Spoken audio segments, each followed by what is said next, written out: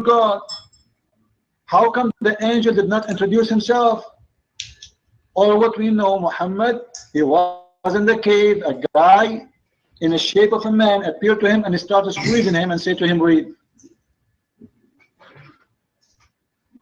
In the same book, in the same Quran, you will see when the angel, according to the Quran, came to Mary, he said to her, I am a messenger of your Lord. Correct, guys?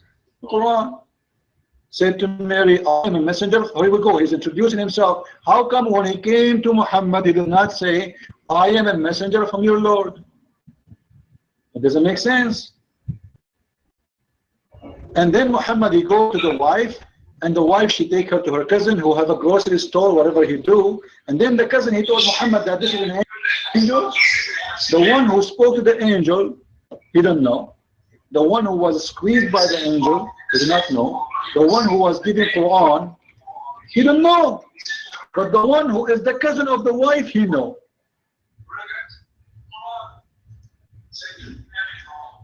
Did you watch the movie? It's called The Husband is the Last One to Know. Well, that is Muhammad. The wife and her cousin, they know, but Muhammad is the last one to know.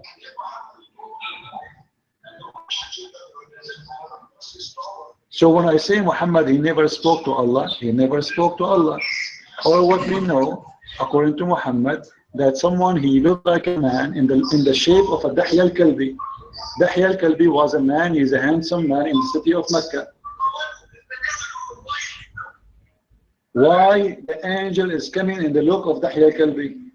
Obviously, Muhammad, he did not see any angel. Dahya al-Kalbi, he come to his house a lot. And Muhammad, he says, each time you see Dahya al-Kalbi coming to me, this is the angel Jibreel. You're mine. But Muhammad never spoke to his God, the one he claimed is God. Oh, thank you, Mr. Christian Prince. Okay, in this case, I have to agree with you. It's about talking directly. Well, God to talk directly to Satan. I mean, Shaitan or Iblis or whatever you call it. It is honestly, it makes no sense. The most important thing is how and what to say. There is a connection between God and Muhammad, and it doesn't mean that he has to talk to him directly. First of all, we have to know that God is not okay, stop. He can talk. He has no mouth, or he has no eyes, or something like that. We are just imagining God like a human being or whatever. God is God, and he is not like a mankind or something that he has mouth, or he just makes a sound. Makes a sound. Okay, it's another story. Okay, if you mean directly talking, okay, we don't have it in Quran that they talk it to each other like directly. It's another story, and it makes no sense, honestly. It doesn't come to mean that he is not a messenger, because a messenger is the one who carries the message.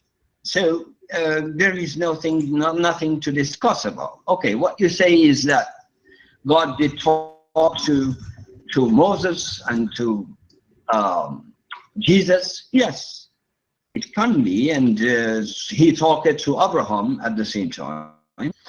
But for example, to Lut, as they say, I don't know, or Nuh, or something like that, there is no direct connection or direct talking to them. Yeah, so it makes no sense, honestly. The most important thing is to know that there is a creator. God is a creator. God is merciful, and so go on. We, in Islam or Christianity or Judaism or even in Zardosht, they do believe in that. So you have a common thing between each other. You don't need to discuss about that. Okay, but about what is your path? Not the question that your God is different and his God is different or this God is different. No. You believe that there is a creator, so there is only one God. There is only one God, not two, not three, not four, not 10. So there is only one God. So you have to believe in that. So in Islam and in Christianity or in other languages, I mean other religions, it is the same. Yeah, thank you. I will take the microphone after you. You see, you are mixing things up. We are not talking about how many gods you have. First, you believe in one God, but yet you do not know who is this God. Oh, what you know, his name, but never spoke to him. Correct, guys? He just agreed that his prophet never spoke to his God. And now you are saying to me, Lut, who make Lut as a prophet? Only in the Quran is a prophet. However, there is nowhere in the Quran it says that Allah spoke or did not spoke. There's many names in the Quran they mention without any stories about them, without details. But there's nowhere it says he spoke to him or he did not speak to him. However, Lut is not a prophet. Only in Islam those funny, even Alexander the Great in Islam, Allah spoke to Alexander the Great. Alexander the Great is a bisexual, is a bisexual guy. Why Allah speak to Alexander the Great but he didn't want to speak? The Muslims, they say that the most highest prophet ever is Muhammad. How he can be the highest prophet if even his God don't want to speak to him? And he never spoke to him. He want to speak to Alexander the Great, but he don't want to speak to Muhammad? In chapter 18, verse number 86, Allah he say to the Alexander the Great, قلنا يا ذا القرنين إما أن تعذب إما أن تتخذ فيهم حسنا. Either you punish them, I'm trying to remember the verse, either you punish them or you do for them. Who's talking to Alexander the Great? Allah. Why Allah speak to Alexander the Great, who is a gay, and make him a prophet of Allah, but yet Allah don't want to speak to Muhammad? He sent him an angel, and that's it. Guys, what do you think was more important? If I go to see the king, and then the king, he only sent me his secretary, or the one who the king meet with him, which one is more higher? What do you think?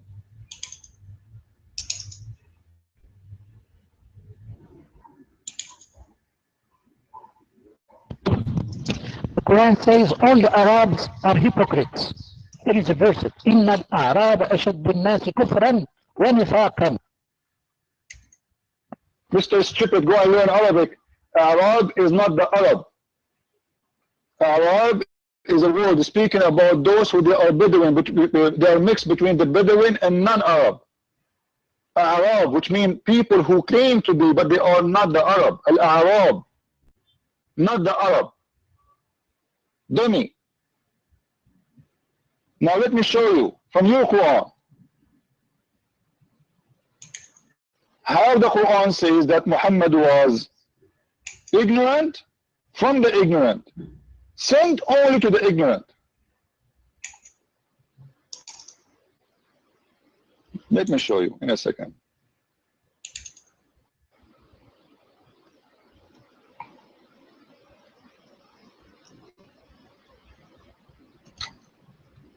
Chapter 62, verse number 2. What the verse saying?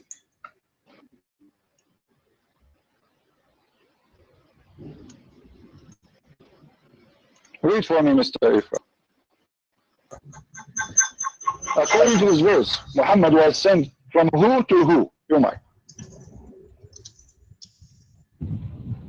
Look, with small opportunity, I make you ridiculous. Small opportunity you gave to me, I make you ridiculous. And the only way to defend yourself, yourself is by read that. You can't. Or by doing. Read the verse. The Quran says Muhammad was sent to the ignorant and he is one of them. I gave you the verse. Read it. Why Allah called Muhammad an ignorant? And he is a prophet to the ignorant only. The verse is very clear. He is stupid from the stupid and sent to the stupid. He was not sent to the Arab.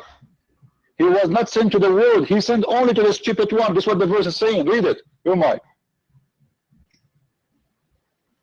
This is the verse. Let me pause it again. And I will post the link to show everybody we are not giving our own translation. Your mic. You want me to answer so that you stop me in behalf of my answer, right? So why to answer? Look, Western people don't need. You never answer anyways. Half of your answer, did you ever answer? Did you ever have a quarter of an answer? When you spoke about hate, we gave you the chapter 5 verse 14. Did you read it?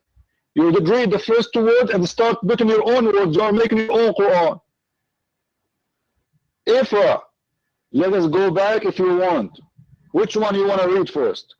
5:14 or 62 verse number 2? Let us finish this one. I will give you the mic. People will be my witnesses. Here we go. This is chapter 5, verse 14 again. I will give you a chance. Read the whole verse, then you explain the verse to us. Is that fair, guys? Is that fair? I'm not asking for much. Don't read 2 words and start putting your own words. No. Read the whole verse, and after you finish it, give me the explanation. You're mine. Okay, give me promise that you will not stop me in the half of my explanation. Okay? I only tell you that Arabs without Islam are violent and like animals. Right. This is what happened yesterday and the day before and the day before and the day before and the day before in Yemen, in Iraq, in Sudan, in Saudi Arabia, in Egypt, you see? Because Islam is not there, right? Because Islam is dead in there. This is why they are killing each other. No problem. This is not the topic, man. Read the verse. Potato. Read. I enjoy having you in our room, Ifra. No, I don't want to give him time to give me speeches about the Arab. This is not our topic. This is the verse. Read for us. Read the verse and then give me the explanation according to the scholars. Don't give me explanation from your own head. We have a Jalalain, Al-Qurtubi, Al-Tabri, Ibn Kathir. Choose one, no problem. So you finish the verse and you say to me, according to Ibn Kathir or according to Al-Qurtubi, or choose anyone. Because the Quran says the one who explained the Quran is only the one who has the knowledge. The scholars. We will go by the scholars. Not up to you, not up to me. I'm not the one to explain the Quran to you. And you have no right to explain the Quran to me. Because the Quran says only scholars. You're mine.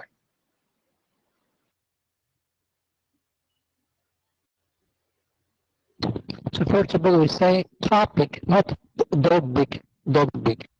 It says Arabic pronunciation.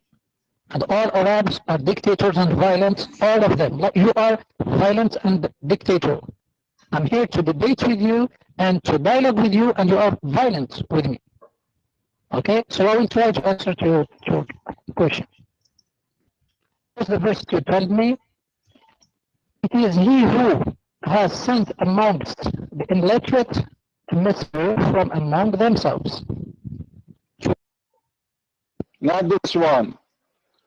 Because you made complaint. You see, when we give him the other one, he don't want to read it. When he speak about the first one, he don't want to read it. What's wrong with you? Chapter 5, verse 14. Let us finish it one. This is the first one we start with. 5:14. Your mic. It's in the front of your eyes. And you know what? I'm going to record you. And I will put it in the banner.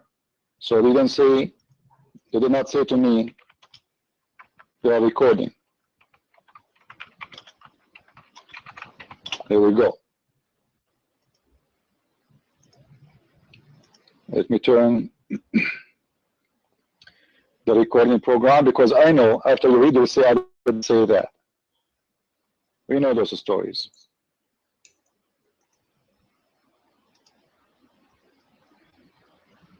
By recording you, we can play it back.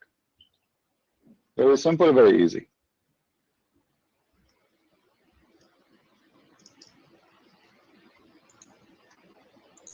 Okay, here we go. Go ahead, Mr. Ifran. 1, 2, 3, we are recording. The mic is yours. I read for us the verse. Go ahead.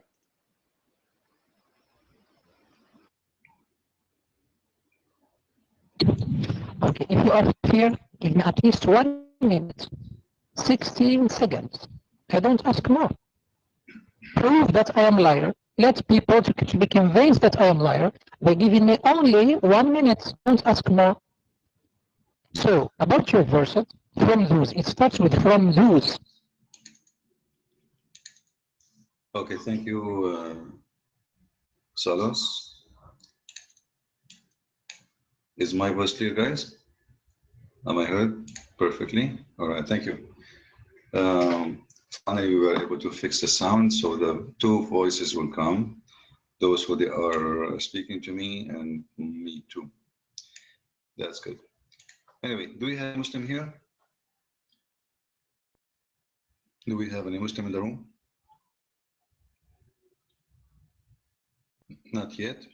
No, no problem. Well, you know, the debate, my voice is low. Is it? Very quiet. Okay. Is better now?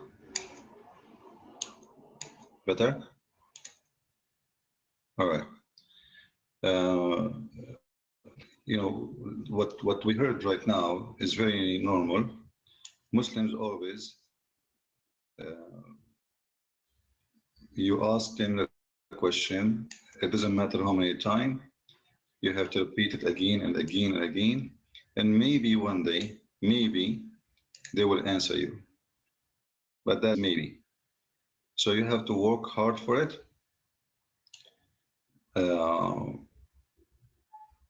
And maybe, because simply a Muslim, he cannot really give you any answer, and he have no choice. If you answer, it's a problem. Like we are asking him to read chapter 5, verse 14 in the Quran. He don't want to read it. Why? Because simply if you read it, that will make Islam look bad. The God of Islam, he will spread hate and enmity between the Christians. Doesn't make sense.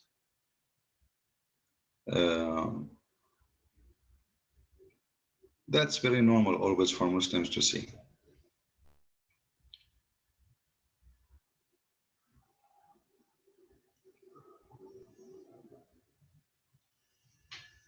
Anyway, do we have Abdul in the room? Any Muslim would like to come and debate us? You see, Muslims, they say that we do not know much about Islam, and that will make it very easy for you to win the argument, any argument you came with against us. As you see, we do not know much. You know, as Muslims, they say, right? And as long as we do not know much, it's mean we will not make it. That means we will really, it's going to be easy for you to defeat us. So I don't see really a reason for a Muslim not to debate us, because you will win in either way. Don't worry about not winning, Muslims. Allah will support you and Allah will help you. Look at ISIS. The Muslims, they say that 60 countries cannot fight ISIS. This must be because Allah is supporting them. The fact 60 countries, none of them is sending one soldier in the ground. And this is why ISIS still exists, not because Allah is supporting ISIS.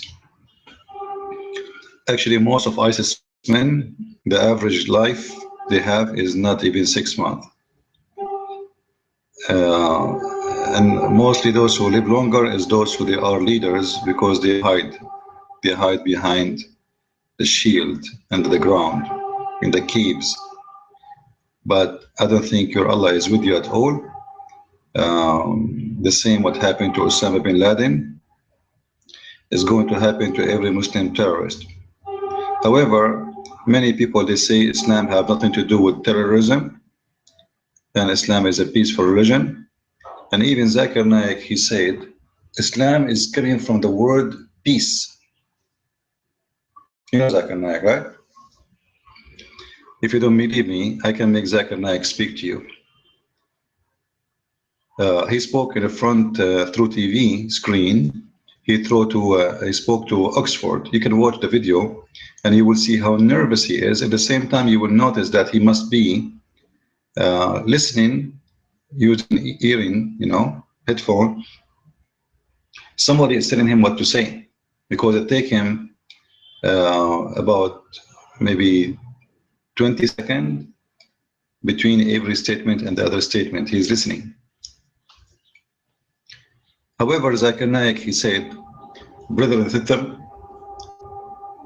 everybody think that Islam is the founder of Islam is the Prophet Muhammad, but the Prophet Muhammad is not the founder of Islam. The fact is the third prophet. So everyone think that Muhammad is the founder of Islam, but the fact Muhammad is not the founder of Islam, is the last prophet. Now, if Adam, he was a Muslim, Abraham was a Muslim, Moses was a Muslim, all of them, they were Muslims. How come none of those Muslims taught what Muhammad taught? Like, did Abraham taught that it's okay to lie? Did Moses taught his people you can lie in 3 cases, to your wife, to your friends, to your enemy? Did the Isa teach such a thing? So when you say to me this is a religion exists before Muhammad, then you have to prove it.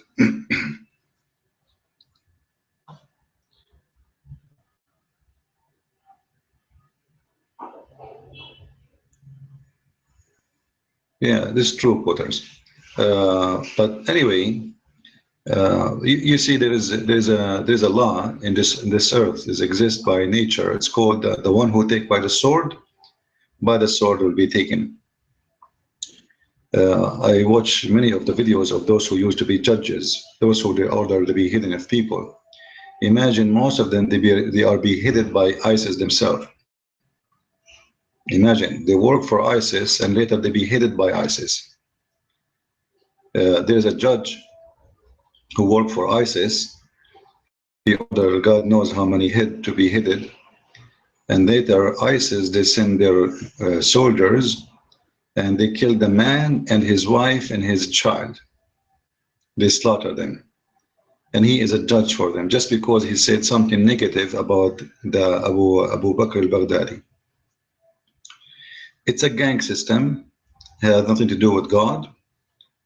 God will not send rapists, criminals, thieves, and says those are the ones who will practice justice on earth. However, ISIS are a lot nicer than Muhammad himself.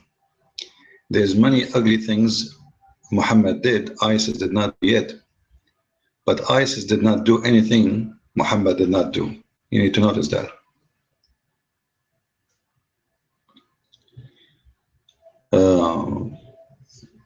And the weird, you will see someone, he just converted to Islam yesterday, and the day after he want to kill his own people. Like today, I'm a Hindu, Buddha, atheist, Christian, I'm peaceful, I never killed anyone, I don't want to kill anyone. Then I convert to Islam. And the second I convert to Islam, suddenly my voice changed, my talk changed. Suddenly everybody is an enemy. Suddenly I hate everyone. Suddenly, we need to kill everybody. Simply what this religion does, change the person from a peaceful man to an enemy for own. And yet they say to us, Islam is a very peaceful religion.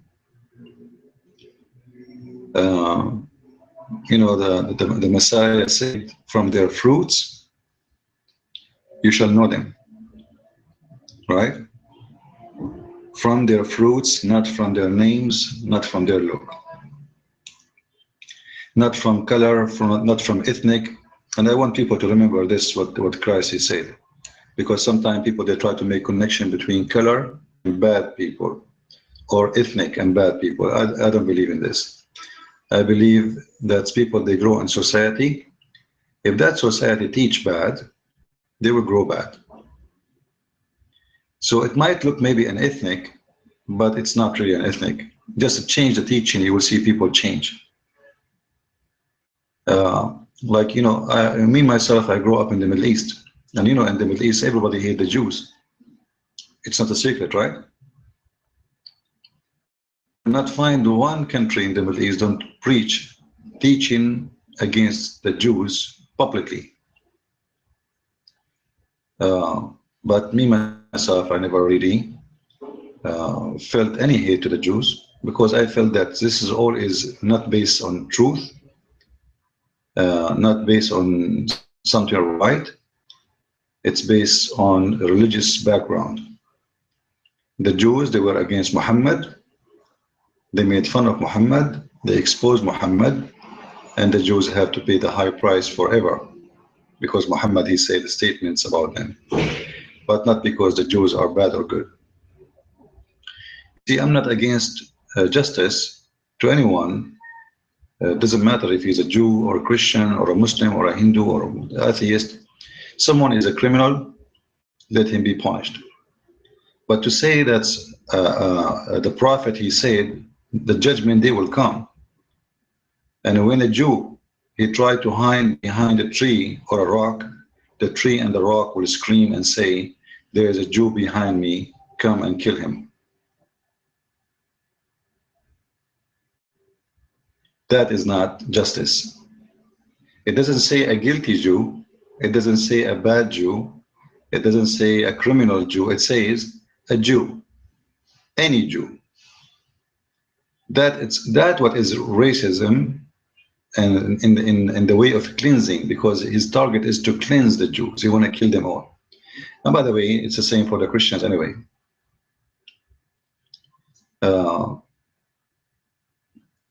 You know, Muhammad, during his time, he was trying to present himself as close to the Christians, because the Christians are the majority in the world. So he did not really take, let us say, a hike against the Christians right away, because at that time he was weak, and he was afraid that the Christians will go against him in the time he is not ready to fight them yet, you know. Assalamu alaikum, education. How are you? Education False? That's a good name. Are you a Muslim, Mr. Education?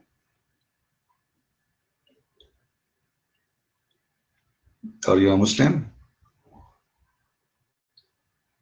Anyway, if you are a Muslim, please put your hand up. No problem. If you like to share and you are a Muslim, feel free. So Muhammad, he decided to divide the Christians and the Jew.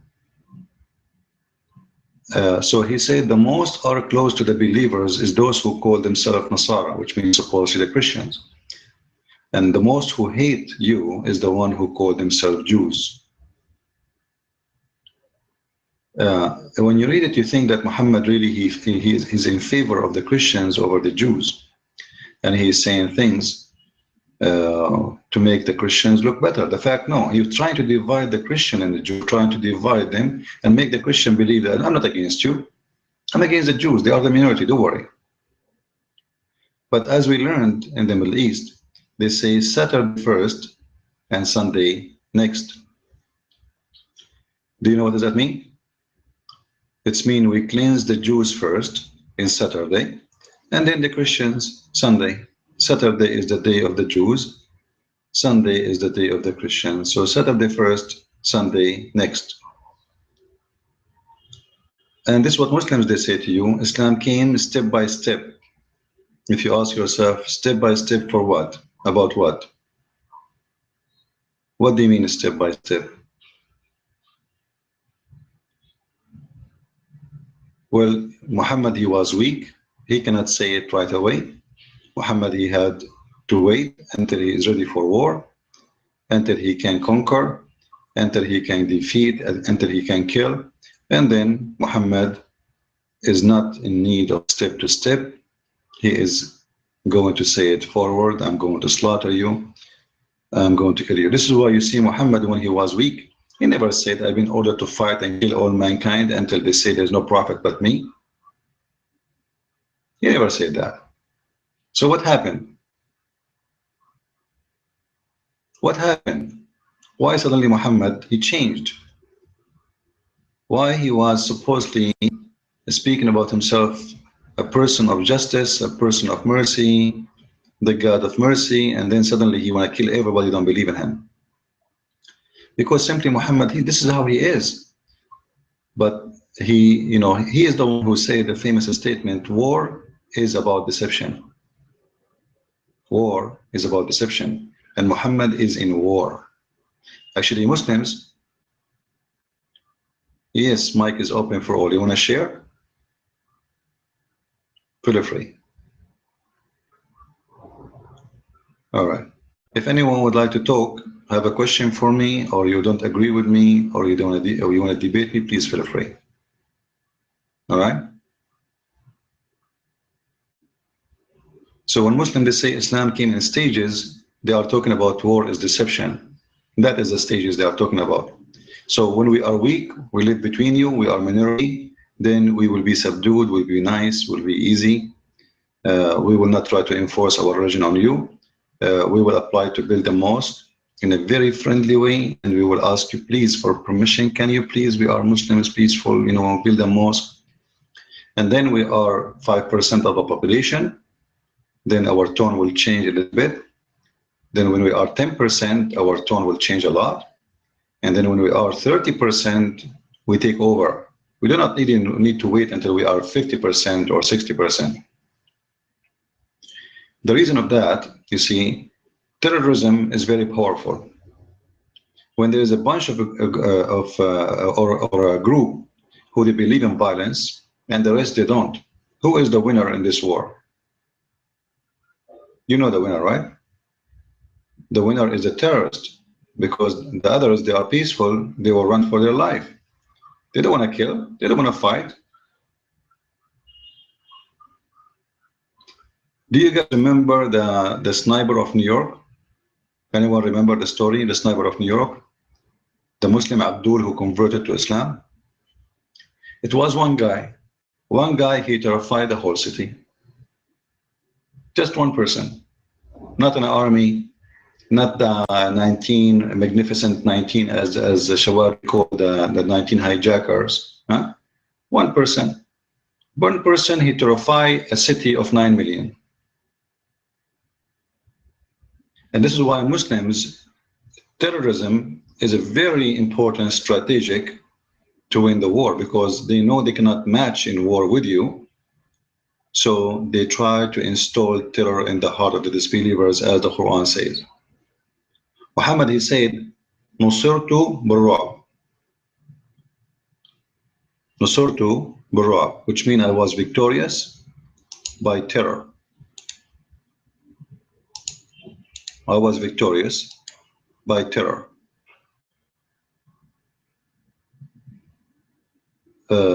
Muhammad claimed that people, who was victorious a distance of a month away. A month away. Imagine people, they hear of him from a month away distance, they surrender to Islam because they know he's coming. Why? Because this is terrorism. Right?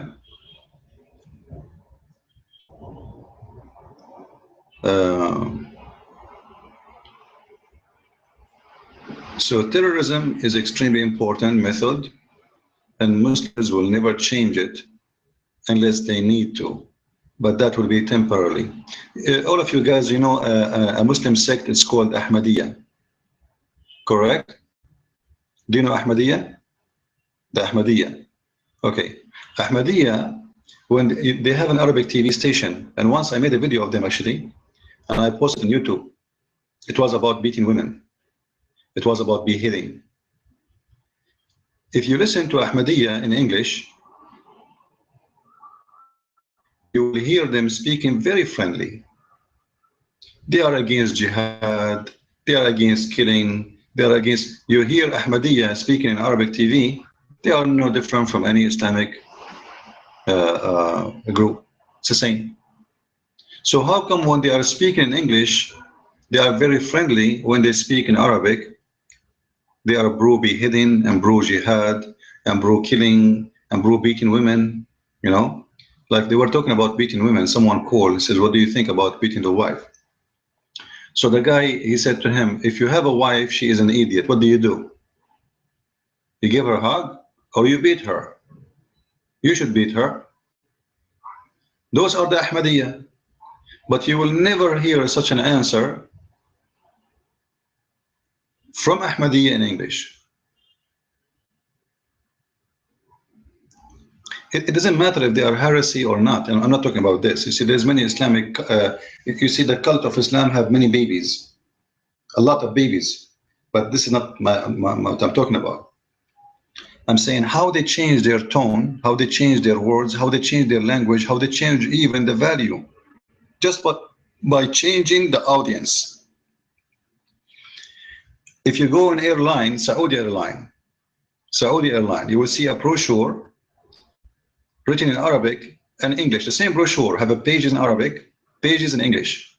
The pages in English says, you know, the Saudi Airline welcome you and we wish you a good luck to have a etc. and return to use our airline, like normal thing. The one in Arabic is full of cursing for the infidels and may Allah grant us a safe trip. It's the same brochure. One is speaking about may Allah destroy the infidels and keep the Muslims safe, and the same brochure, just flip the page in English, it says different story.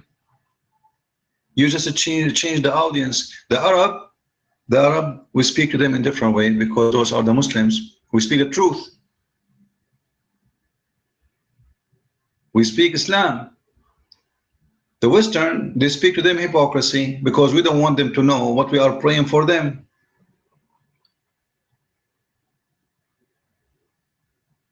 You know what I'm saying? And this is exactly the same for Ahmadiyya, all of them. When they speak to you in English, you know, go and call the Deen show. The Deen show, Alhamdulillah, wa Bismillah, wa la hawla wa la quwwata illa billah, our beloved watching people, Christians, Muslims beloved. Muslims, Christians, Hindus, Buddhas, those are beloved. Since when? Since when those are the beloved one? This is what you will hear in the Deen show.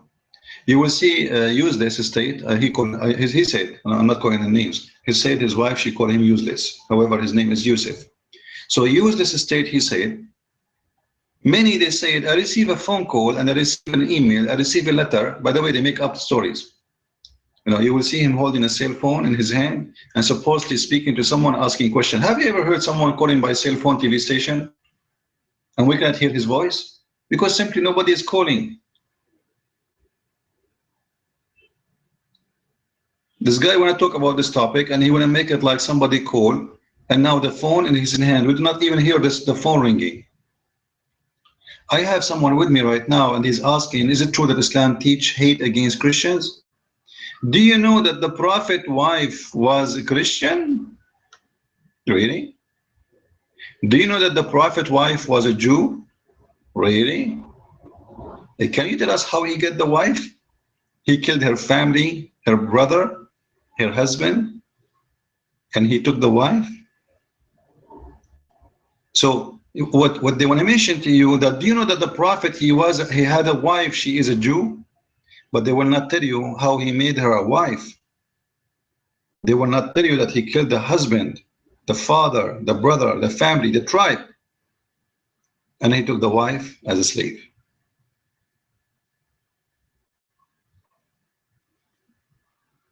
This is the logic of Muslims. I will kill you. I will kill your mother. I will kill your father. I will kill your brother. I will kill your son. I will kill your daughter, and then I will take your female and sleep with her. That is love. Do you know the song? That's love. Maybe I know you. You know the song? That is love. So they try always to give you a very different idea of the truth. Please, people, tell me if the sound is good always. If it's not, let me know, please. The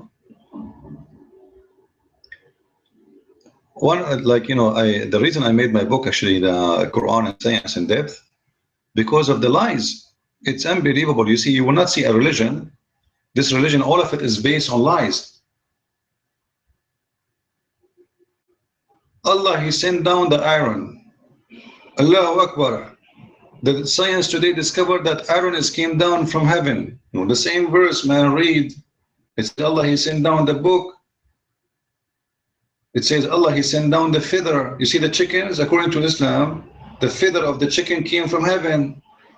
How come only you took the iron? In Islam, everything comes from above, everything. The feather, the clothes, the food, the book, the prophets, everything is coming from there. وَأَنزَلْنَا عَلَيْهُمْ رِيشْ, you know, rish, what rish? Feather. The chicken, according to Islam, it was naked and Allah sent down feather. And then they say to you, how come the number of the coding of the hadith, according to the Arabic alphabet, is equal to the number of iron in science? Well, you know what? If this is true, this is mean the one who made the miracle is the one who called the word hadith, hadith. And that is not your prophet. The word exists before Islam. This is an Arabic word, exists in the Arabic language. It's taken actually from the Aramaic. Tons of lies. You know the story in the Quran about the flying carpet? You know it, right? Those who have my book, you can read about the story. You will see in there, the Muslims, they make it a scientific miracle. This is a prediction of a human being is going to go to the space and he will have a fly, he will fly by airplane and in aerospace. The flying carpet became about prediction of space invasion and airplane. Well, the flying carpet is just long before Islam, and this is where Muhammad, he took the story from. He took it from the legends of the Jews.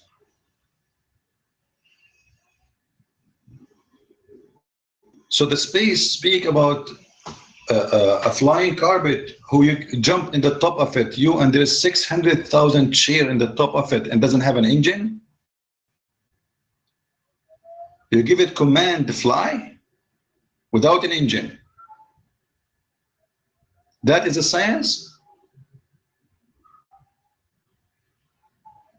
So, you know, the Muslims, they are so desperate to come with science, you know, in any way, they have to make something. And the Muslims, because they know that you do not speak Arabic, so they change the translation of the verses. You will see as an example, the translation of Harun Yahya of the Quran doesn't match any translation, because he have to make it look sound like something have to do with science.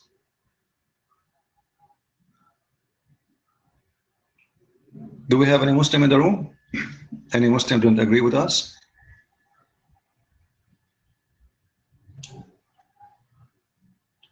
Sure, George, what the question? Georgian. Do you want to come to mine?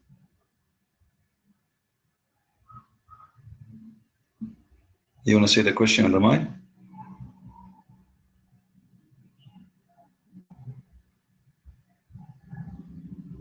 Anyway, when you are ready, let me know.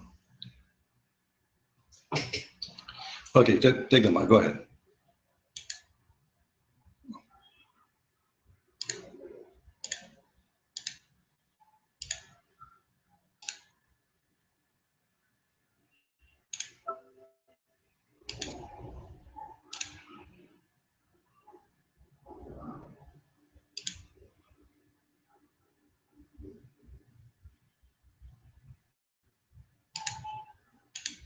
Well, if you have a question, take the mic.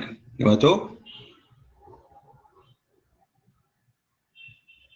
Whoever have a question, please put your hand up and take the mic. Go ahead.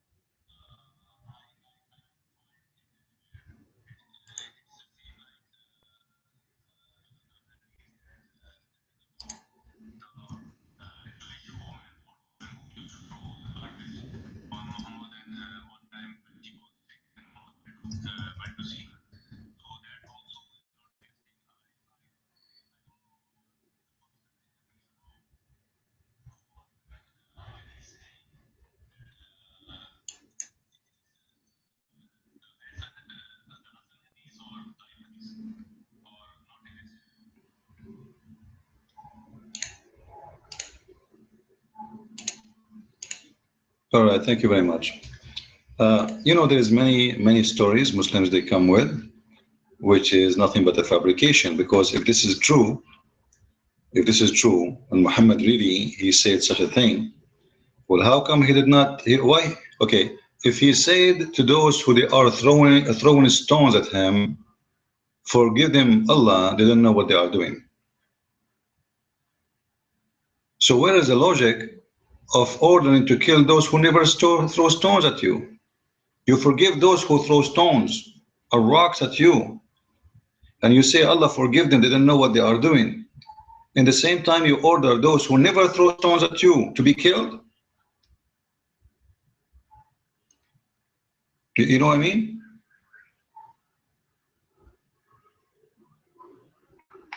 Because a merciful person, he will be merciful. And the one who says to the one who is hurting him for real physically, may God forgive you, he should say that to the one who never hurt him anyway. But Muhammad did the opposite. Muhammad, he launched a war against those who don't believe in him just because they don't believe. So what is the difference between the first and the second? One, he throw rocks, he hurt Muhammad, and he don't believe. This is why they throw rocks, according to the Muslims. And the other one, they never saw Muhammad, they never attack Muhammad, they never have war with Muhammad, and Muhammad ordered to kill them all. So why? It doesn't make sense. You see, when Jesus says, forgive them, Father, they don't know what they are doing, that match with the character and the story of Jesus, because Jesus, he never killed anyone. Jesus never said, go and take sword and kill those who don't believe in me. So when Jesus says, forgive them, Father, really, he is not being hypocrite, because he never hurt, and he never harmed anyone. He never teaching for killing of anyone, and he did not practice any of this. It's like, when a Muslim says to you, Islam free slaves. Islam free slaves. How many slaves Muhammad has? How many slaves Muhammad freed? The guy, his name Bilal, the Ethiopian, the African, very famous name Muslims they use always to try to fool the black African. Bilal, when Muhammad he dies, still he is a slave, which means Muhammad never freed Bilal during his lifetime.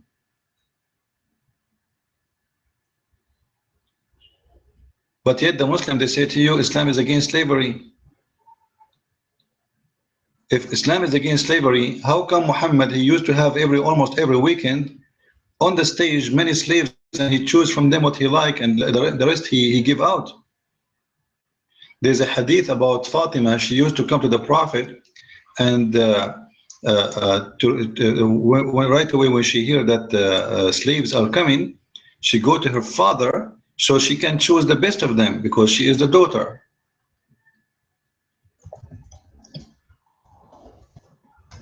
She's a daughter.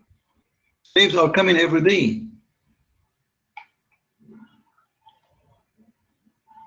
And slavery never stopped.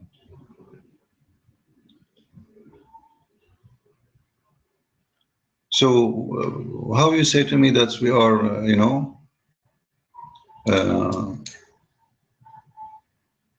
Islam is against slavery?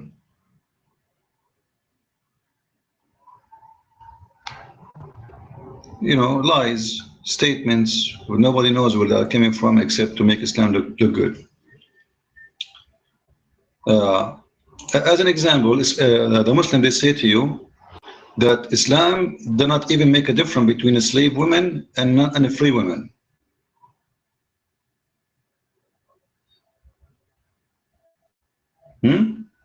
When you see in the hadith, it says, and even the Quran,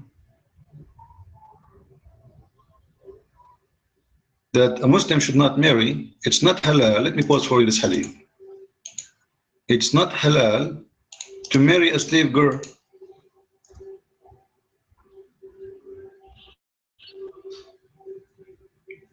It's not halal to marry a Christian or a Jewish slave girl. Just wait, why the Christians and the Jews became slaves of Muslims? Remember, Islam is against slavery. Remember, the Prophet, as encountered, he said, forgive them, Allah, they didn't know what they are doing. So Muhammad, he forgave them, but he enslaved them. Muhammad, he forgave them, but he take their women and rape them. That's a nice forgiveness.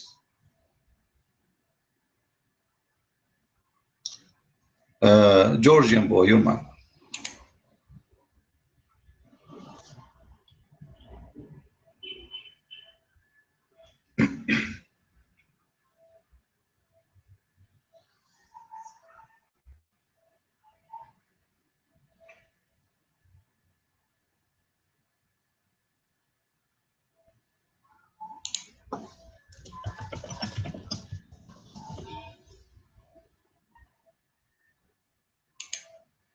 Okay, Georgian, just give me your text, your question in the text, okay? I'm not going to wait for you forever. Muhassanat mean the married one. The married women. Muslims are not allowed to marry married women unless they are captives. You see how nice Islam?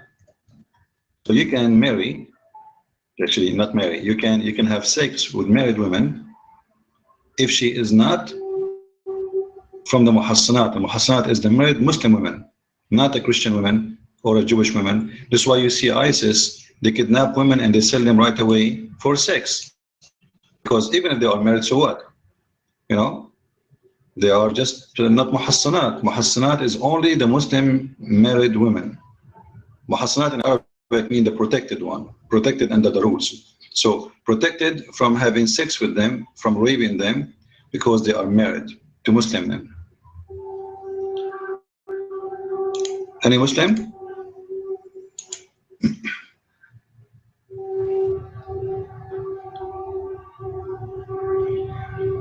Allah forgive my nation, for they have no knowledge.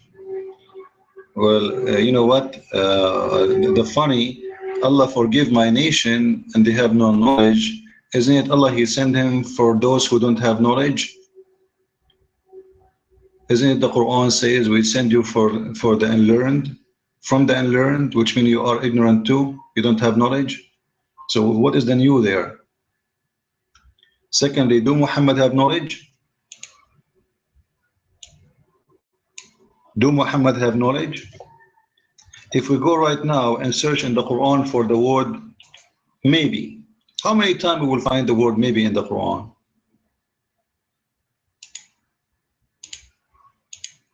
Have you ever heard, even his God, have you ever heard about God, he says maybe?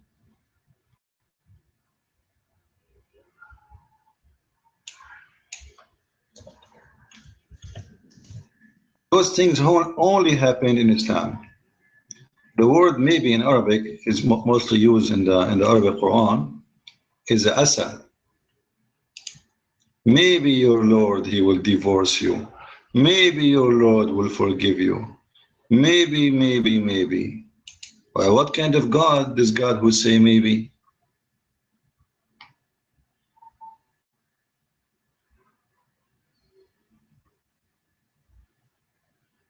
If you go to chapter 4, verse number 99 as an example, I will give you a clear example about it. Let me see if I can, just to show you the hypocrisy of the translation, by the way. The Muslim, to cover the problems of the Quran, they fabricate translation. You know, I wish I have really enough time to translate the whole Quran.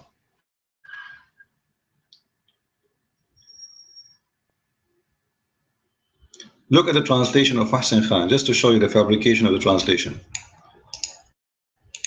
This is a translation.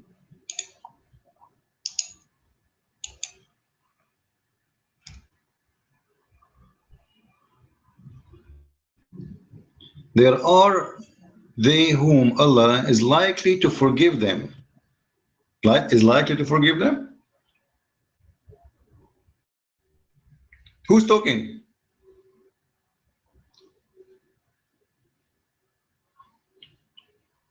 Do you hear me, guys? Who's talking there? Allah. No, Allah's talking. This is the Quran. Allah saying there are they whom Allah is likely to forgive them. Like, is it likely? Maybe.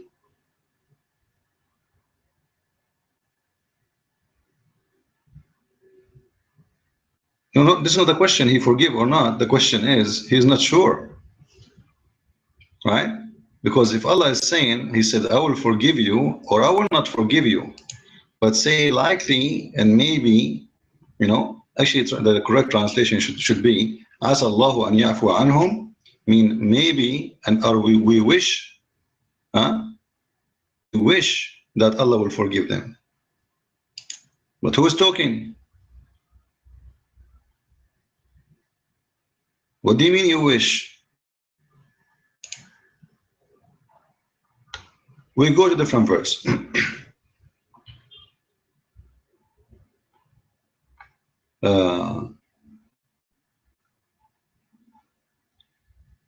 In chapter 7, verse 185. Let us see translation of Yusuf Ali.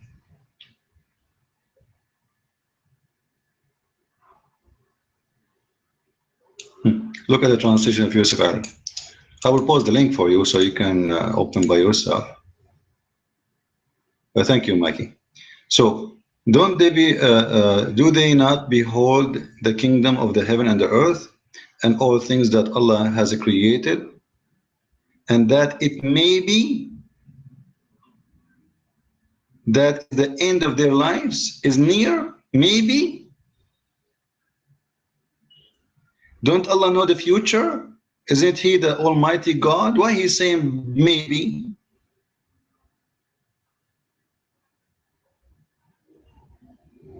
Maybe your life is near to end, maybe, because simply if he said for sure they will, and then later they don't die, people will laugh at him.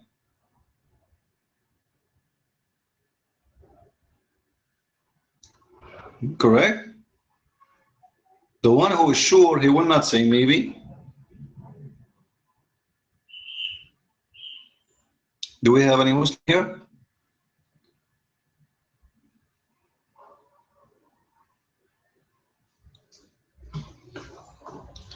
Any Muslim in the room would like to come to the mic? Please, if there is any Muslim, feel free. And don't worry, you know, you will leave our room and you will be safe. We don't be hidden here. By the way, if you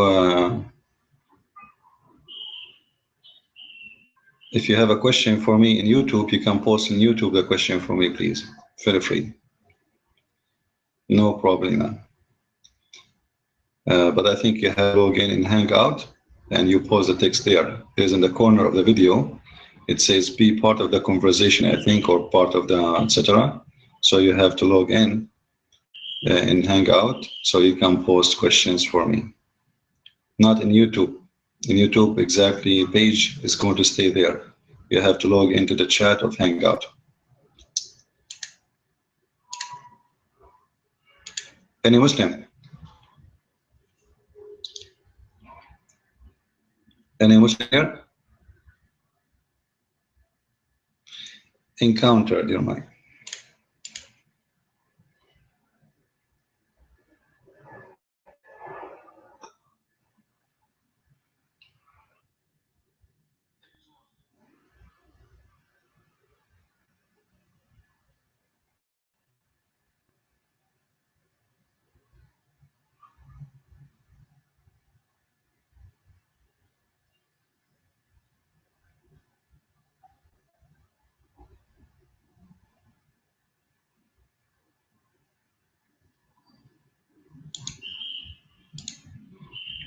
All right, Encounter, go ahead, take the mic, please.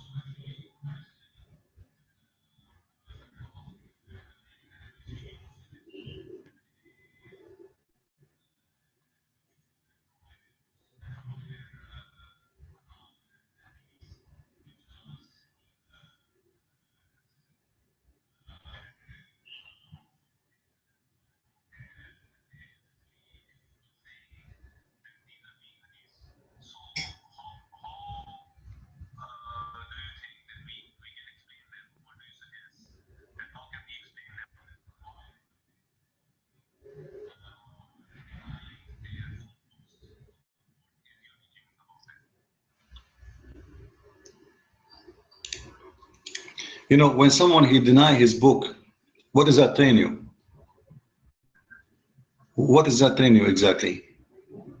Think about it. It's his book. Am I heard, guys?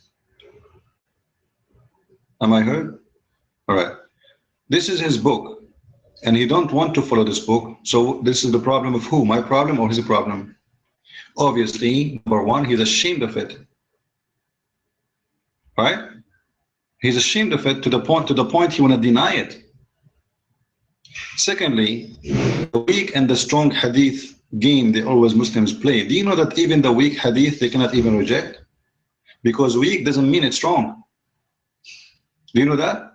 Weak hadith does not mean it is not valid. Weak, it's only they are not sure 100% it is true. That's all. This is why it's in the book.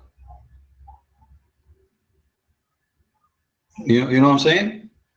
As an example, I made a video on YouTube. All of you go watch it in my YouTube account. You will see I showed you the same hadith. Same hadith.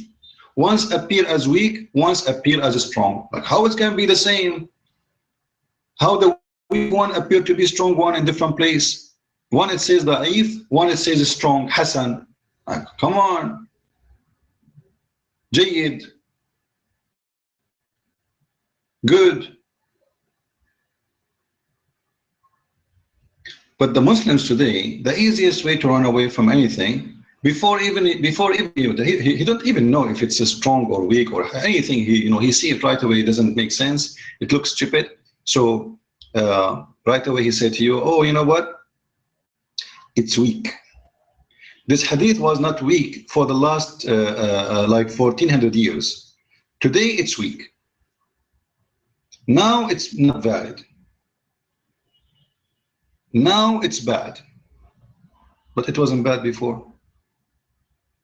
So what is new? Today, people are educated.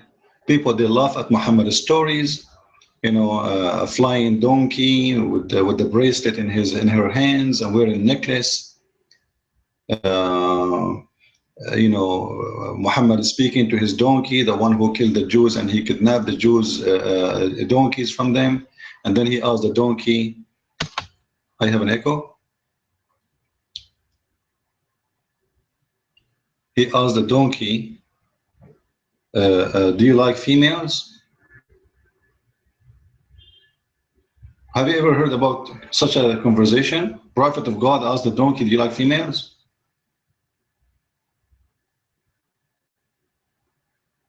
And then the donkey, he say no. Have you ever heard of a donkey don't like females? Like what happened? This guy, he was spending his life to be a monk. This is a monkey donkey. I mean, a monk donkey. Why this monkey do not want females? What happened?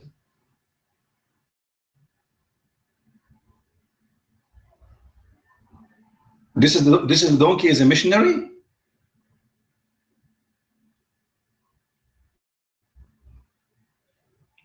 Maybe he's a homosexual. Maybe he's a gay. And by the way, do you know, guys, who is the first commit suicide in the history of Islam? Anyone knows?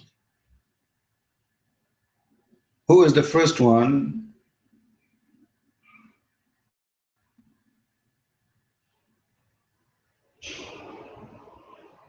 The donkey.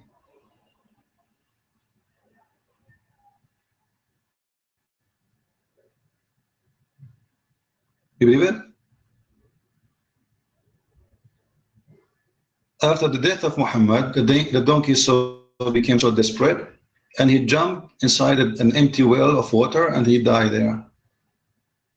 Like hello. Don't you see the story is too much emotional? With my respect to the Indian, this is like an Indian story. But even in the Indian story, I never saw a donkey in the Indian movie commit suicide because his owner he passed away.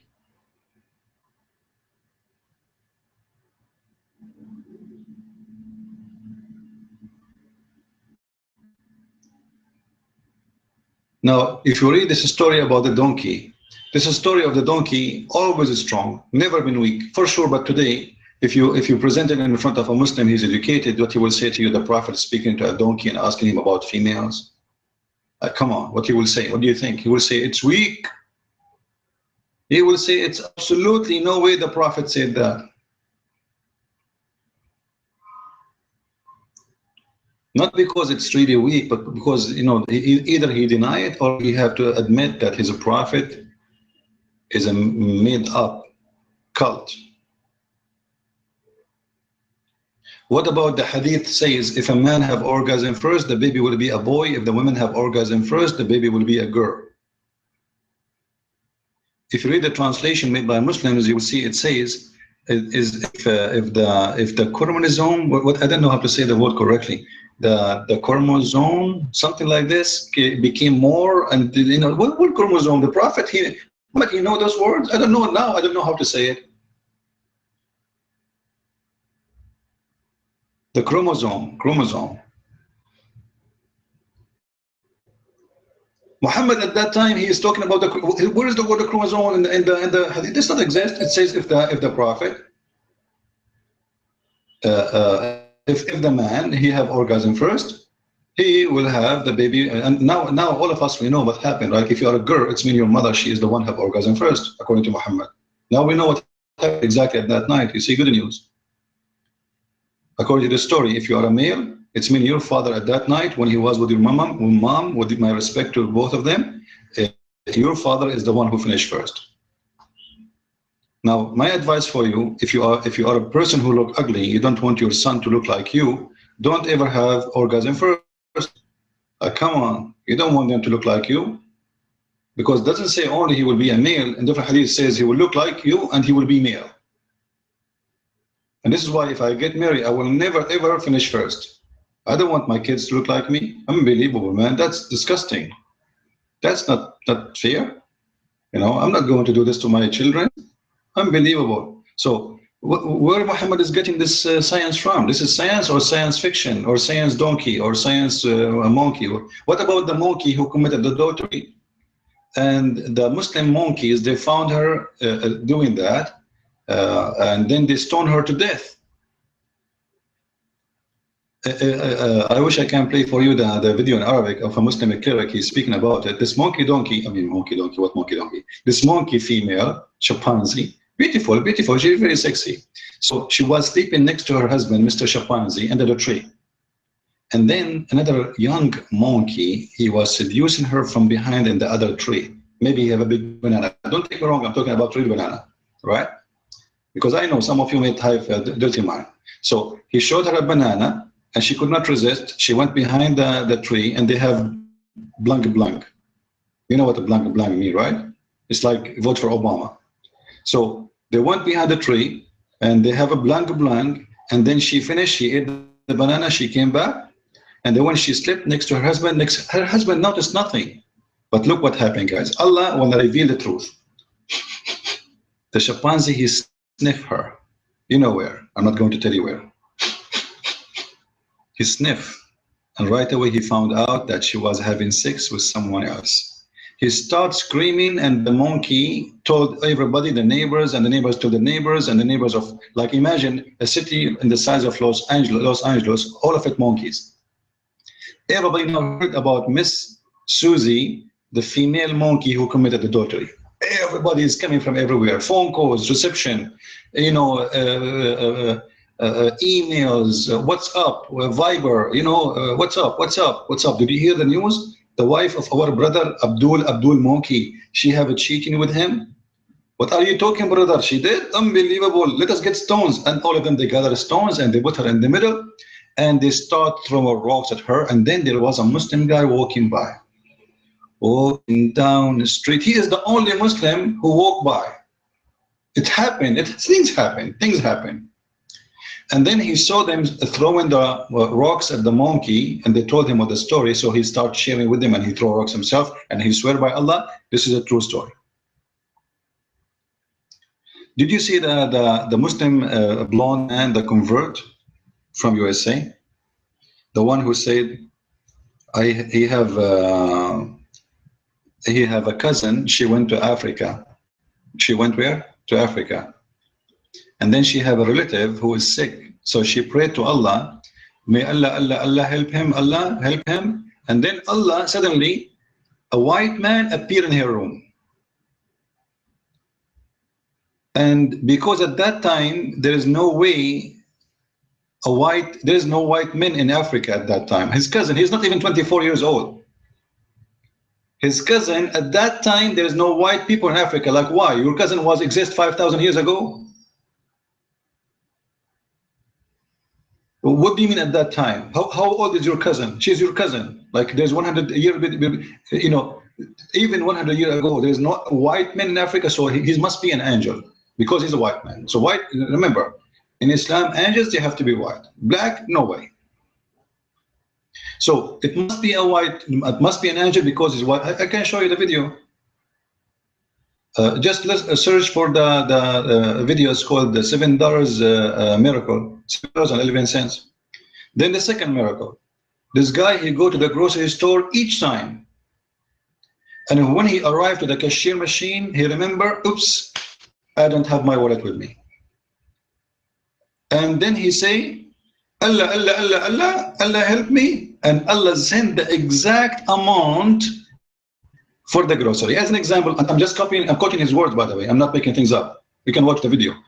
And Allah sent the exact amount, which is, as example, quote, $7.11. So I find my pocket $7.11 exactly. You see, this is why I want to convert to Islam, buddy. Like, my God never sent me $7.11 to pay for any grocery, not even 1 cent.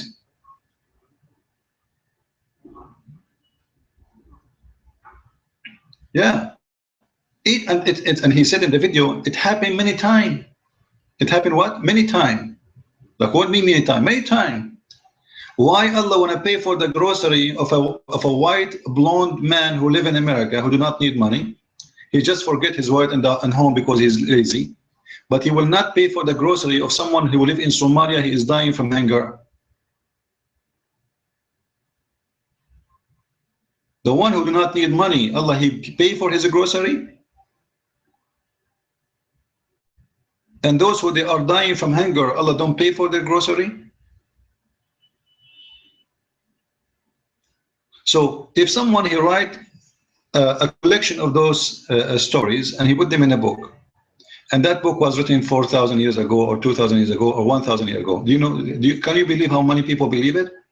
If you go to his page right now, you will see how many Muslims saying to you, praise be to Allah, which means they believe it. Today in the year 2015, there's people believe that someone, he go to the grocery store and he say Allah, Allah, Allah, and Allah, he sent him $7.11 today. So imagine if you make up a story 1400 years ago, what will happen? Are you getting the point? The one who accept those stories today, who not accepted 14, you know, we are in 2015, where people, they are going to fly to not to the moon, to the galaxy, where people now they can see each other by camera from thousands of miles away. All the technology we have, still we have people, they believe in such a garbage. And I noticed, actually, I never saw someone, he convert to Islam in the West, he don't have a mental issue. I challenge you to find me one of them, he is not mental. It's a challenge. In order to convert to Islam, you have to be suffering from something. A desperate woman, she cannot find a husband, she convert to Islam. A desperate man who cannot find a family, who convert to Islam. A desperate man who is angry from his society, he convert to Islam. A criminal in jail, he convert to Islam. A healthy human being, he will never do so.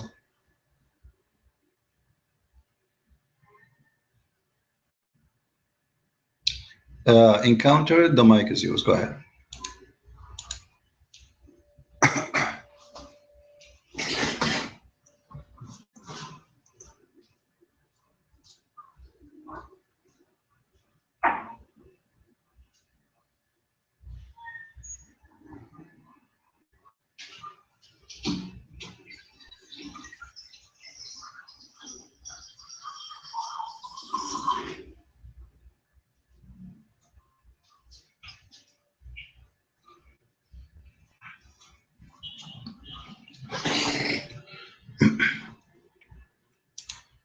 Well, your mic, your hand was up. That's why I told you to take your mic.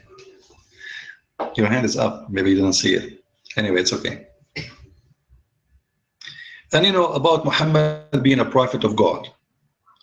I challenge one Muslim to tell me how Muhammad became a prophet. What is his prophecy? What he prophesied?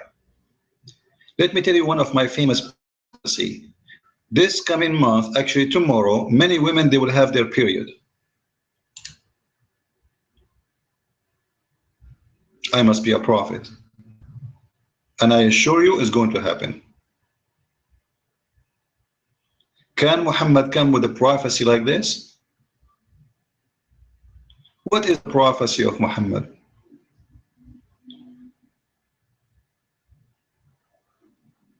We were just talking about how many times the Quran says maybe.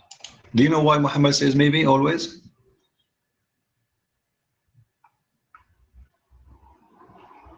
Because you don't know.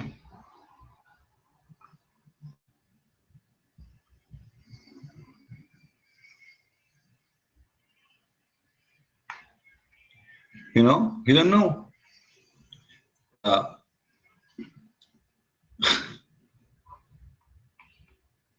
Maybe Donald Trump will win the election, but maybe the other guy, maybe Ben Carson, but maybe I'm going to name all of them. So whoever maybe is going to win, I will be a prophet.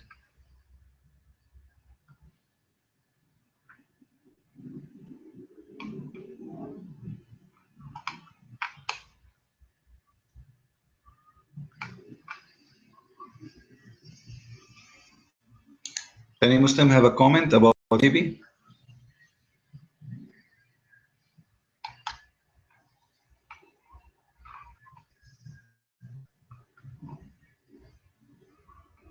No?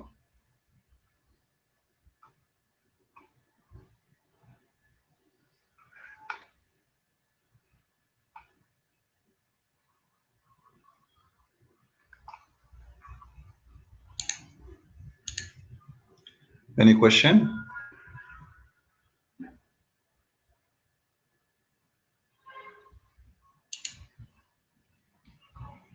Like, what about Muhammad? He said that in the case of witness, a Muslim women, she can't be a witness alone. Even if there's 1 million Muslim women, if there's not even one male between them, their witnessing is not accepted. It have to be at least one person is a male. Now, according to the science of Allah, because Muslim women, they have, or women in general, they have a defect problem in the memory. That's why the Quran says that if one of them forgot, the other one will remind her. Now, all of us, we know, it's not really a secret, that women, when it's come to details, they are a lot better than men. If you go right now, you and your wife to a party, a wedding, invitation, whatever it is, and then you go back and we ask you what you ate, you will not remember. If you ask the wife, she will tell you not only what you ate, she will tell you what they were dressing, what perfume they were using, what the color of the dishes. She will tell you what the color of the shoes of each one of the women was there. She will tell you the hairstyle. You as a male, you will not notice those.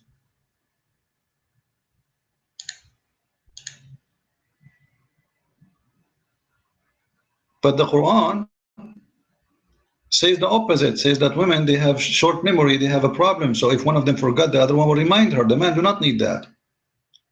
That's alone proof that Muhammad, he is just, following a culture of disrespecting women and, presenting this culture in his Quran.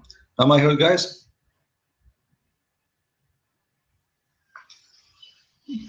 All right.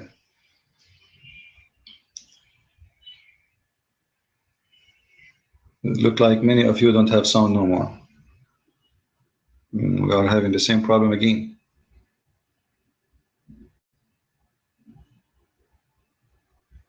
Maybe, guys, you need to go out of the room and come back. Maybe somebody can tell them in the mic, please, and the text to re-enter the room again.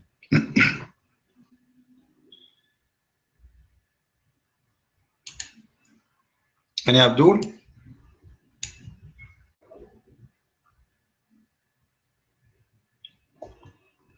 You know, I find one of the funniest verses in the Quran, the first chapter Muhammad he received supposedly, which is chapter 96, verse number 1. Remember, was number 1 in Islam, but Muslims they change the location and they make it number 96. Verse number 4, I find it very unique. Anyone knows why?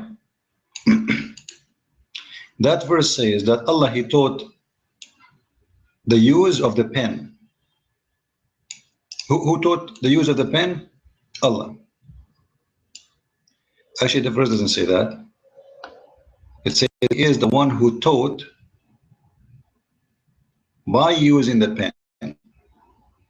الذي علم بالقلم. Translation of Yusuf Ali is الشيش كباب فلافل. This is why if you go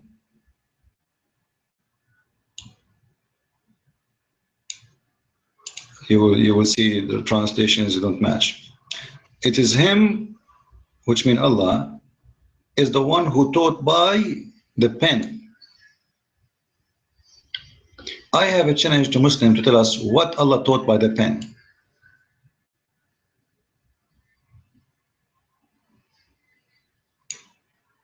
Look, all Muslim translation is fake. All of them, they are saying it's Allah who taught the writing by the pen. It doesn't say that. It doesn't say that. It's Allah who has taught the writing by the pen.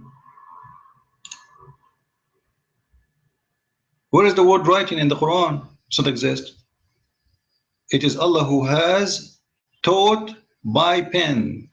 Allama bil qalam. He taught you by pen. Now I challenge them to tell me where Muhammad he got this from. If Muslims themselves they say Muhammad was illiterate, he's talking to who? He taught who? He taught who?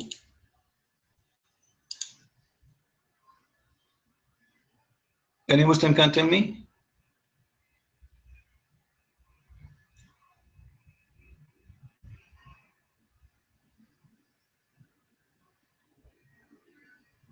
All of us, we know that people they know writing by writing long before Islam exists.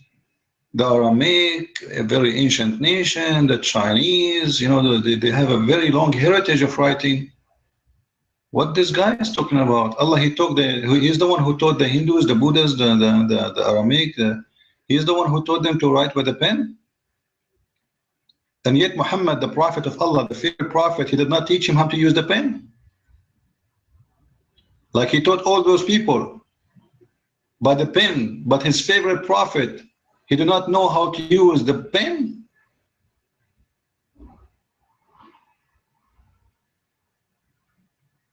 Well, brother, everything is possible in Islam.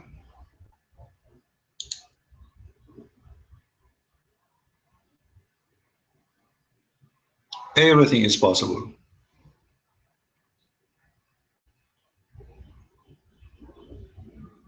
If you remember the story of Azab al-Qabr, do you guys remember it? The punishment of the grave? We play video about it from time to time for fun, right?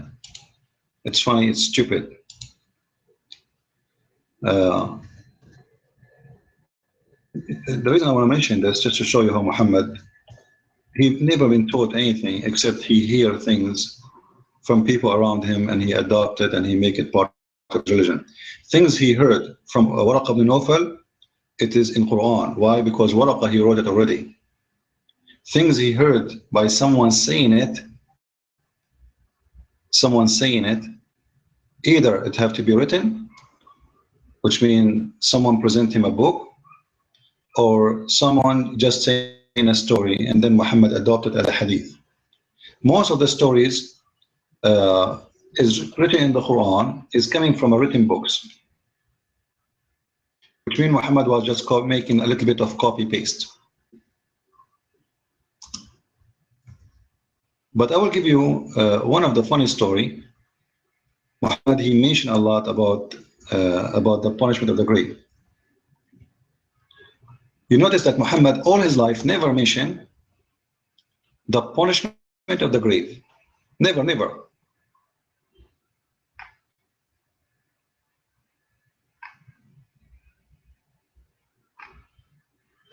And once a Jewish woman came to the Prophet wife, Aisha.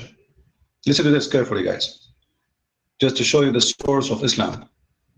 A Jewish woman, she came to Aisha, and I believe strongly that this Jewish woman, she did that on purpose. She came, she told Aisha, and she know Aisha, she will tell her husband, and she know that this fool, he will copy and paste whatever they say because it is a Jew who's saying that. He think this is coming from their books. Read with me this story. Is my voice coming, guys?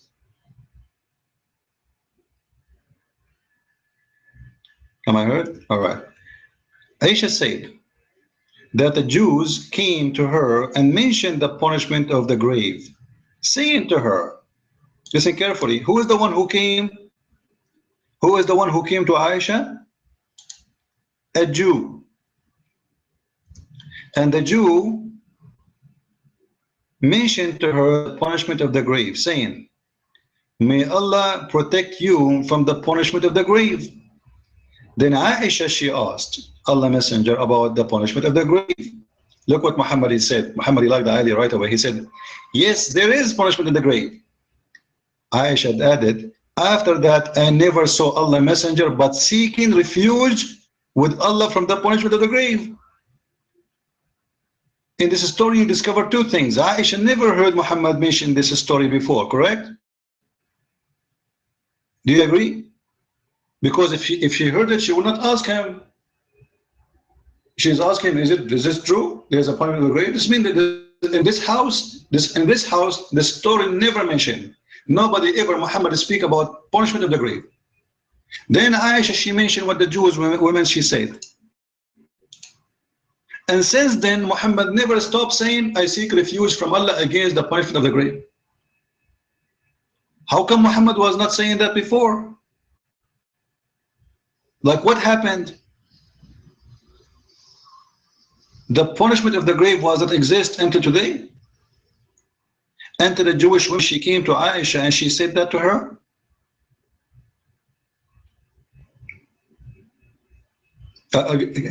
People, do you understand what I'm saying?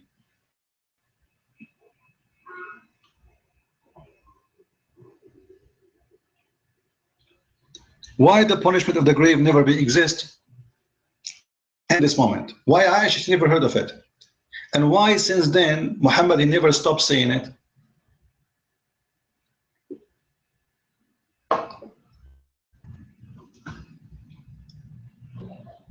It's like, you know, me, I claim to know everything until one day I never spoke about it, I never said anything about it, until one day says something, somebody says of you something to me, and then I keep repeating it forever.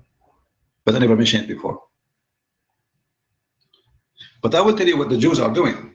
You see, the Jews, they are making fun of Muhammad, they are exposing him. They go and they tell him stories which is false. They know it's false. To examine how false he is, because if he adopted, it means it's false, right? Correct, guys? Like if you come to me and you say to me, there's a verse in the Bible says, whatever, but this verse does not exist. And I claim that I am a person who have knowledge of the Bible, and then you will know that I'm false, because this verse, you know, like this is what I do sometimes with Muslims. I ask them, do you read the Bible? They say, yeah, many times. I said, okay, can you read for me a verse from the chapter of Tom Tom? The chapter of Tom Tom, the book of Tom Tom. He say, yeah, but you know, and I don't remember it all. We don't have a chapter of Tom Tom. What Tom Tom? That is the name of a beach.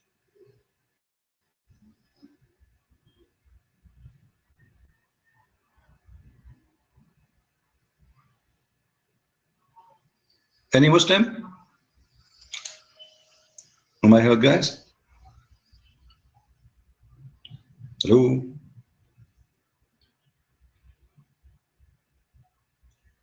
Do you people hear me?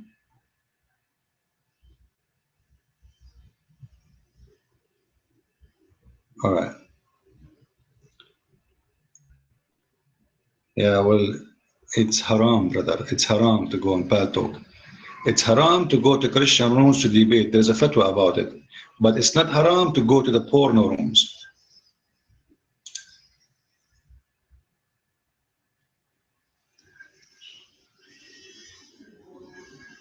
Any Abdul? Anyone have a question? If you are a Christian, Muslim, Hindu, Buddha, doesn't matter really.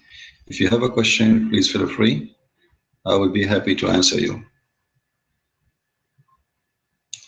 Benny Hinn? Well, Benny Hinn, I think he is just a copy of Muhammad.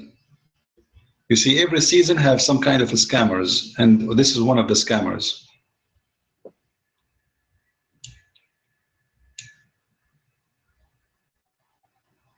There's many, they take religion as a business to scam people. You know, when someone he asks you for donation, and he lived a life of a king, and then he claimed that he is the one who pray for the poor, isn't it really obvious that he is a scammer?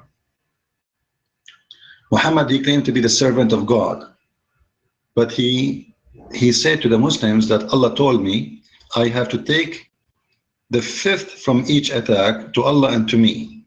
The fifth.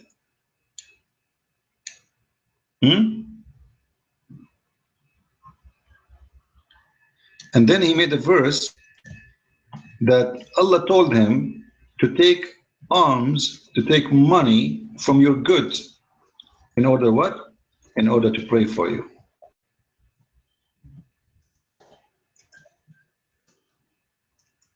The Prophet of Islam, he cannot pray for you unless you pay him.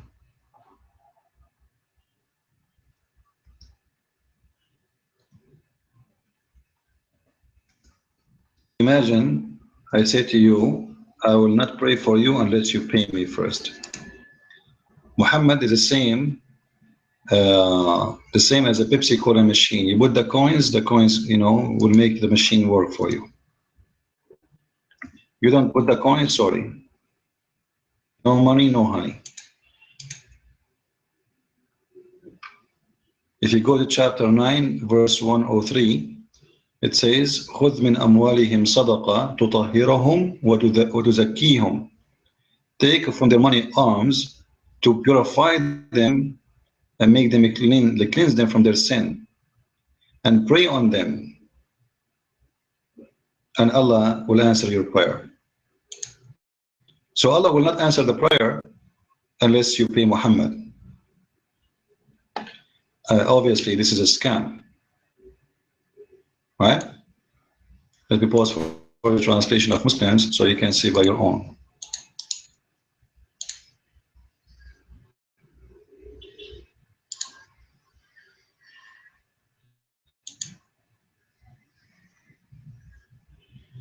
Getting desperate? Oh, Muslim truth revealed. The one who is desperate is Muslims.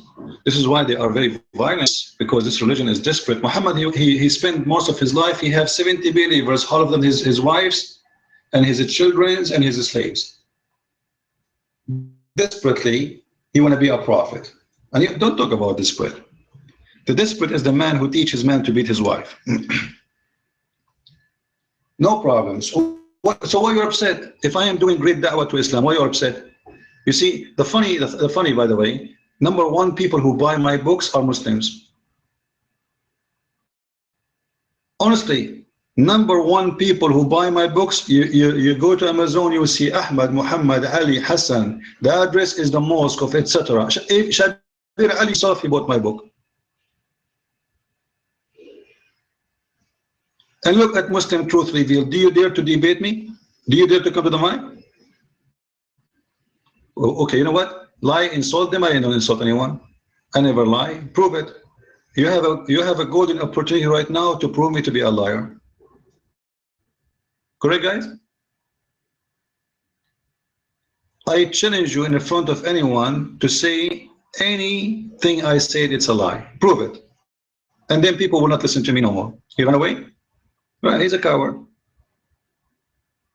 Then when he say Assalamu alaikum, is a Muslim allowed to say Assalamu alaikum for non-Muslims? This is hypocrisy. He is a liar. The Prophet of Islam, he said, don't initiate salam to the Jews and the Christians. So who is the liar? Who is the liar? And by the way, always you see their comment, they say to you, Christian Prince, he always run away from debating us. We open the room for 6, 7, 8 hours, 10 hours. We keep saying any Muslim, nobody show up. If I close the room right now, you will see them posting an article saying we challenge. There's an article posted by Abdul in Answering Christianity 5 or 6 years ago, challenging me to debate. The Muslim, he cannot find me. He's expecting me to go to the website there. It's a website. Well, you know, the debate, come and debate me. You know where to find me. Especially at that time, I used to open my room every day. Every day. But they cannot find me. But he challenged me. But I'm not coming. We challenged Zakir Naik. Zakir Naik, I posted a video about it on YouTube and Facebook. I challenged him. He said you need to provide 2,000. Well, you have to provide 2,000 audience. I have to bring with me all the way to India 2,000 audience. 2,000 audience. Who wanna go with me? I will. Zakir Naik will pay for our ticket. In order to debate this Abdul, he need me to buy tickets for 2,000 people and bring them with me at least. If every ticket costs $1,500 and we have 2,000, this is what 2 million? How much? 250,000? 3 million. 3 million. Yeah, $3 million. I'm not good in mathematics.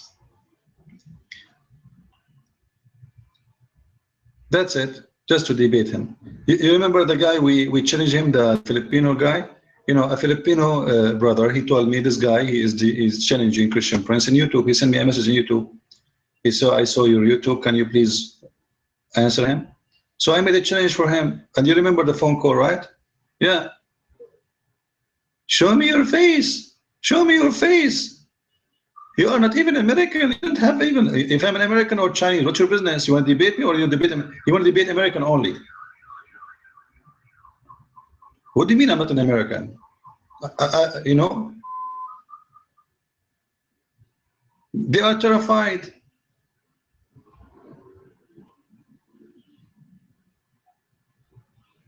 If this room is administrated by someone who knows nothing about Islam, you will see hands of Muslims lined up.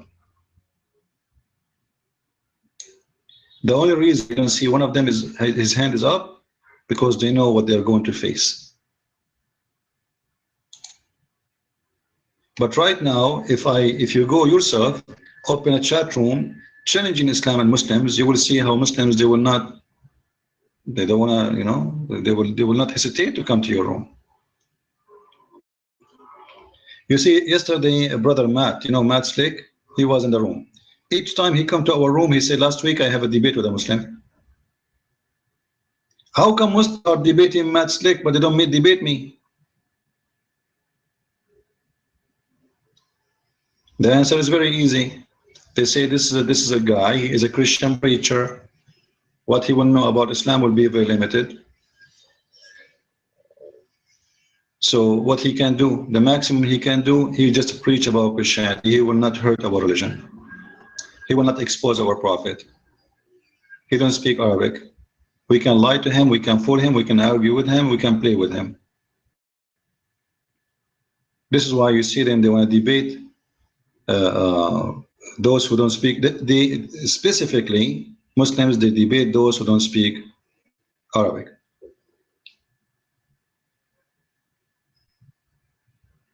If you speak Arabic, then the story is different.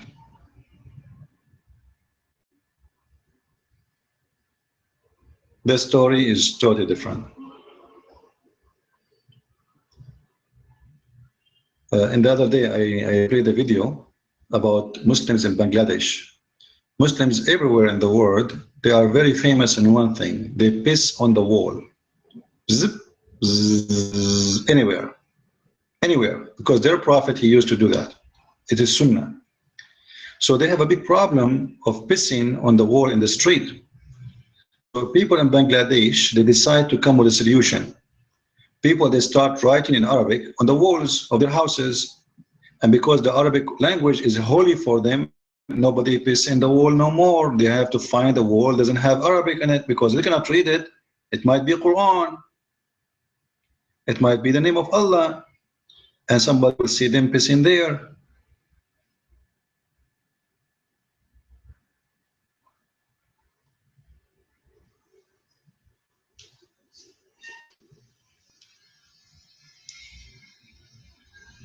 Any Muslim?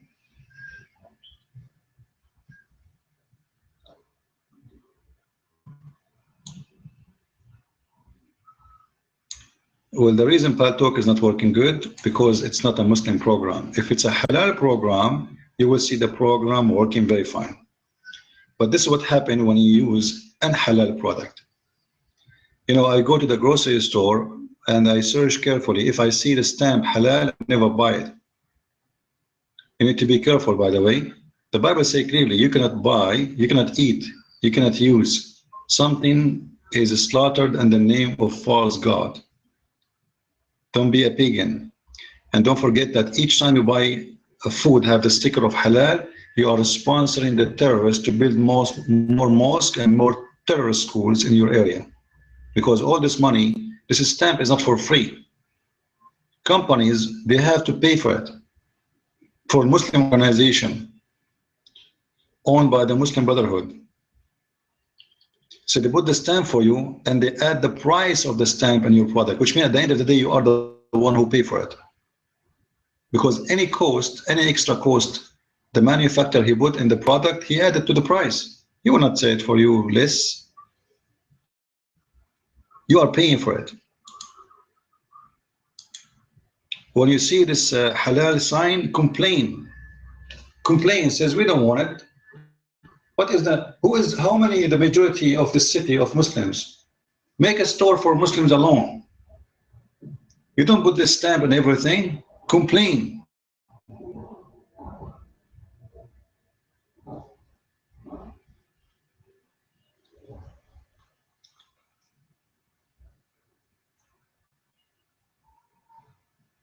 The stamp of Satan, halal. They have a stamp on, you know, I saw in my own eyes a stamp on shoes. It says halal, halal leather. Have you ever heard of halal shoes? Like why? We will eat it?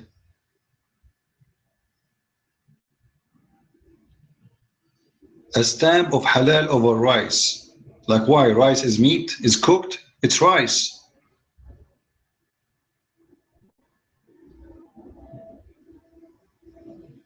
Many companies, they know that those Muslims, they are obsessed with the word halal. So they put halal over everything. I will not be surprised if soon they say halal jeans.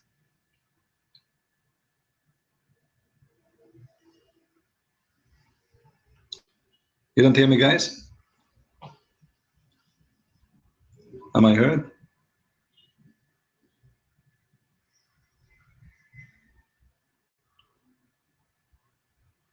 Am I heard, people? All right.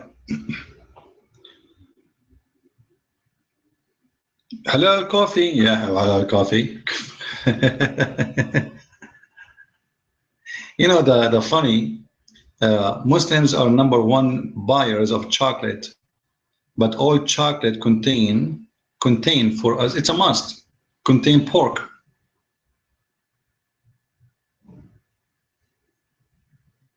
It's not a secret. All Muslim women, they use lipstick. You will not find one lipstick doesn't have pork fat. The lipstick is made from the fat of the pork.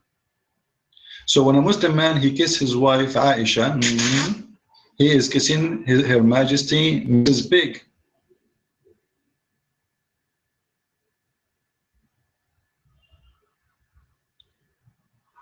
I remember once I used to have someone, he worked with me. He don't speak good English. So we go to eat in restaurant, and then each time we go there, I thought he's being funny. He asked the waitress, he says, do you have halal pork? Do you have halal pork? The waitress ran and would laugh, and she get him, he says, okay, this dish, no halal. After a few months, he asked me, what kind of dish that? I said, this is in Arabic, khanzir. Khanzir. I said, oh my God, oh my Allah, you are eating khanzir? Disgusting. How you eat it? I said, you eat it, what's wrong with you? You eat it every day. I said, me? I said, yeah, you eat it every day. Are you being stupid now? I said, no, I don't eat it. He said, every time you go with me, come here, you say to the waitress, I want halal pork. He said, yeah, what does have to do with the khanzir? I said, do you know what pork mean? The Eid, you do not know that pork is pig, is khanzir. He thought it's just a kind of meat. So he was eating all those few months before, eating halal pork.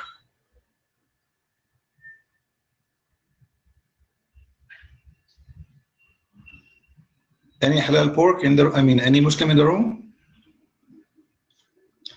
The Muslims do not eat pork, but they drink camel urine. Pork is disgusting, but drinking the piss is halal.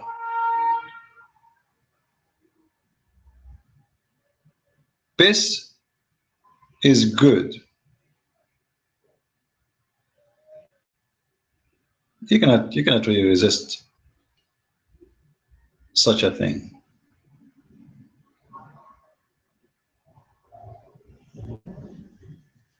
Any Abdul?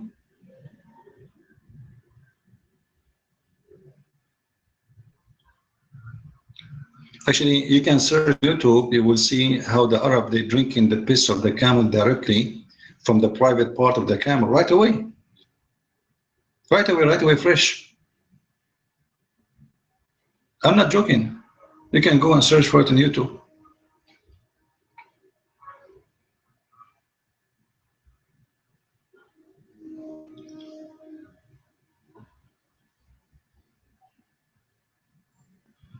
So should I address it less?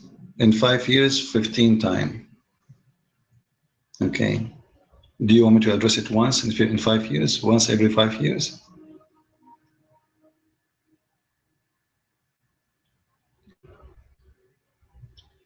Any Abdul?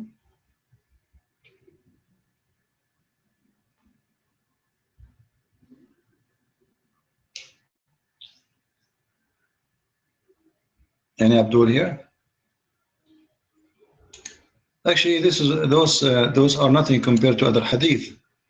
What about, if there's a book, it's called Kanzul Ummal, but sadly, it's not translated. Otherwise, it's full of stories.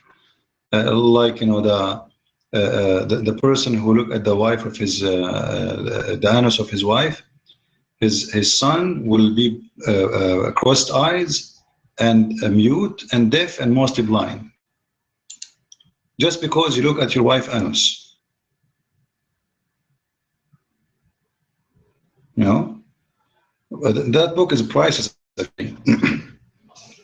This is why Muslims, they will never translate that book.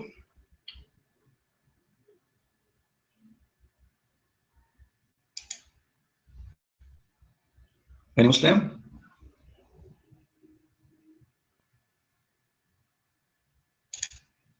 Any Muslim here?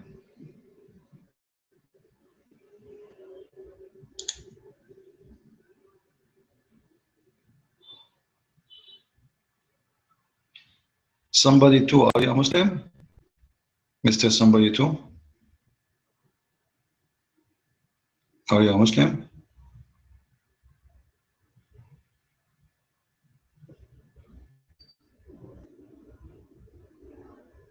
If you are a Muslim and you think we are wrong, you want to correct us, please feel free.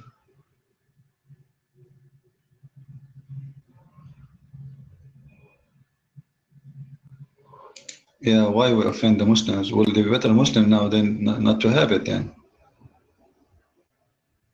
Why they have it?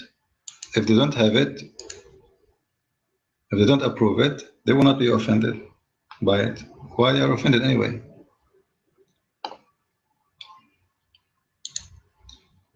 Any Abdul?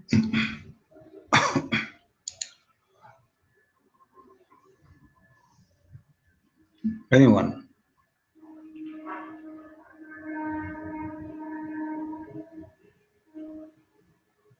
Really? But you know, the difference is Muhammad is the one who said those things, and he claimed to be a prophet who don't speak from his own. You see the difference? So when someone he's saying he is a prophet and he say those things, and then he claimed that he is, anything he say is coming from God, and then they come with the stupid things, right?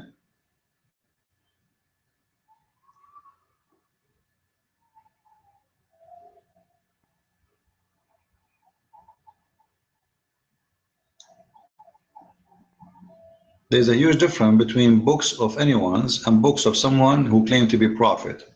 So the importance of Muhammad's speech, that because he claimed to be prophet,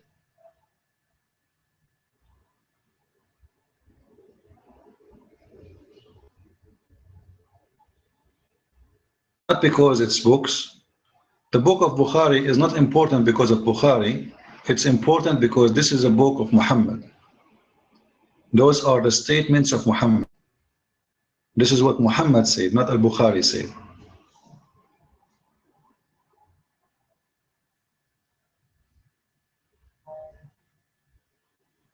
And Abdul?